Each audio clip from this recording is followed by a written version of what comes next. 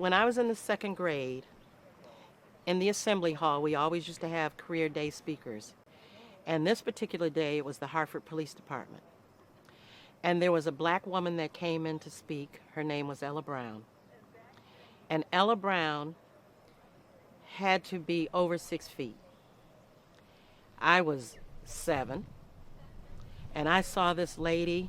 And you know, the police in those days were your friends, but nobody wanted to see a police officer at their door. And I just looked at this lady, and even now, I can see myself sitting in that little chair and looking up at this big structure of a lady. And I said, that's what I want to be when I grow up.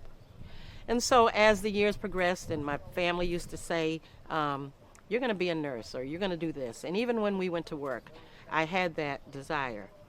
And she lived in Hartford. So over the years, I would try to connect. And as I got older, I did connect.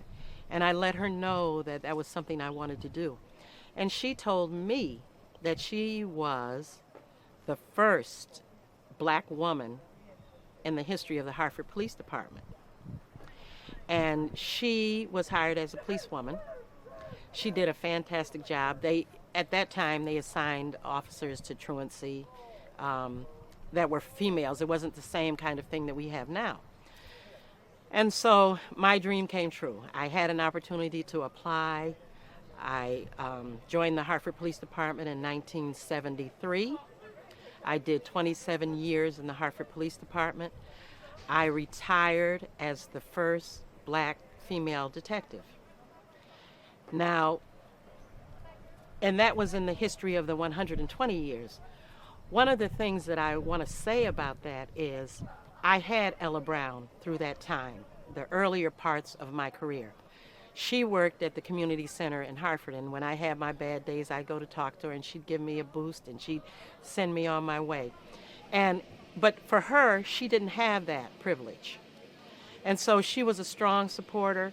She encouraged me, and it was my dream that I said I never, ever refused an engagement to talk to any group. It could be one person. Because I was 7, and she set the pathway for me. And I always say, if I can do that for somebody else, even now, I'm here. I don't mind saying I'm 75, but I want to say that I'm always willing to support people in their careers. I loved policing.